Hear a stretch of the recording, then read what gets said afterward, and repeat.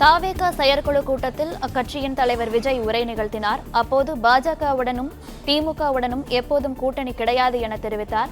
இது பற்றிய கூடுதல் விவரங்களை எமது செய்தியாளர் ராஜகுமரன் வழங்க கேட்கலாம். ராஜகுமரன் வணக்கம். இது பற்றிய மேலும் விவரங்கள் என்ன சொல்லுங்க?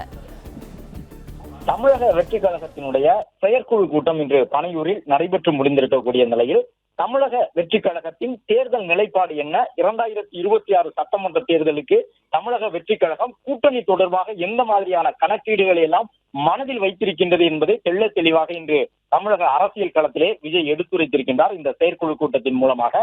என இந்த கூட்டத்தில் பல்வேறு தீர்மானங்கள் நிறைவேற்றப்பட்டிருந்த நிலையில் கூட்டணி தொடர்பாக ஒரு முக்கியமான கருத்தினை செயற்குழு கூட்டத்தில் உரை நிகழ்த்தும் பொழுது தமிழக வெற்றி கழக தலைவர் விஜய் வெளியிட்டிருக்கின்றார். அதன்படி தமிழ்நாட்டிலே பாஜகவுடனும் திமுகவுடனும் ஒருபோதும் கூட்டணி கிடையாது என்பதை வெளிப்படையாகவே தற்பொழுது மீண்டும் ஒரு முறை தெளிவுபடுத்தி இருக்கின்றார் தமிழக வெற்றி கழகத்தினுடைய தலைவர் விஜய்.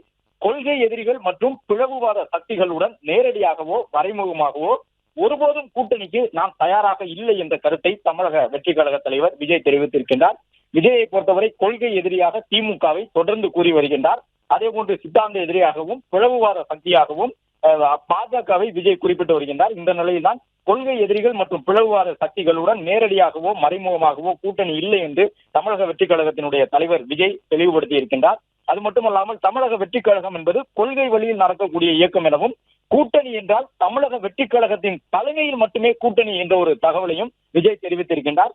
திமுக பாஜகவுடன் எப்போதுமே கூட்டணி இல்லை என்பதை உறுதிபட தெரிவித்துக் கொள்வதாக கூறியிருக்கக்கூடிய விஜய் சுயநல அரசியல் லாபங்களுக்காக பாஜகவுடன் கூனி குறுகி கூட்டணி போக திமுகவோ அதிமுகவோ அல்ல தமிழக வெற்றி கழகம் என்ற ஒரு கருத்தையும் சொல்லியிருக்கின்றார்.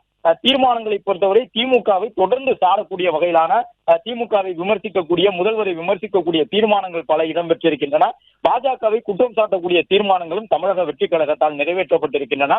தீர்மானங்களை எல்லாம் நிறைவேற்றி முடித்த பிறகு உரை நிகழ்த்திய விஜய் வெளிப்படையாகவே திமுகவுடனோ பாஜகவுடனோ ஒருபோதும் நாங்கள் உறுதியாக கூட்டணி வைத்துக் கொள்ள மாட்டோம் என்ற தகவலை குறிப்பிட்டுக் கொள்கிறோம் என்று சொன்னார். அது மட்டுமல்லாமல் கொள்கை எதிரி என்று திமுகவையும் பிளவுவாத சக்தி என்று பாஜகவையும் மீண்டும் ஒரு முறை கடும் விமர்சனத்துக்கு உள்ளாக்கி இருக்கின்றார் தமிழக வெற்றி கழகத்தினுடைய தலைவர் விஜய். அதே நேரம் கடந்த காலங்களில் திமுகவும் பாஜகவுடன் கூட்டணி வைத்த கட்சிதான் என்பதை நினைவுபடுத்தக்கூடிய விதமாகவும் தற்போது தமிழகத்திலே பாஜகவுடன் அதிமுகவும் கூட்டணியில் தான் இருக்கின்றது என்பதை சுட்டிக்காட்டக்கூடிய விதமாகவும் திமுக அதிமுக போன்று பாஜகவுடன் கூனி குறுகிய கூட்டணி வைக்க, அதிலும் குறிப்பாக சுயநல அரசியல் லாபங்களுக்காக கூட்டணி செல்ல நாங்கள் ஒன்றும் திமுகவோ அதிமுகவோ அல்ல, நாங்கள் கொள்கை வழியில் நடக்கக்கூடிய தமிழக வெற்றி கழகம் என்ற ஒரு தகவலை தற்பொழுது தமிழக வெற்றி கழகத்தினுடைய தலைவர் விஜய் தெரிவித்திருக்கின்றார்.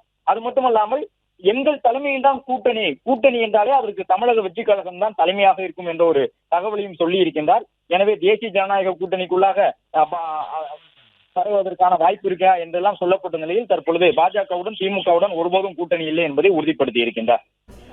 பிளே ஸ்டோர் மற்றும் ஆப் ஸ்டோரில் இருந்து பாலிமர் செயலியை QR கோடு மூலம் பதிவிறக்கம் செய்யுங்கள். செய்திகளை உடனுக்குடன் பெறுங்கள்.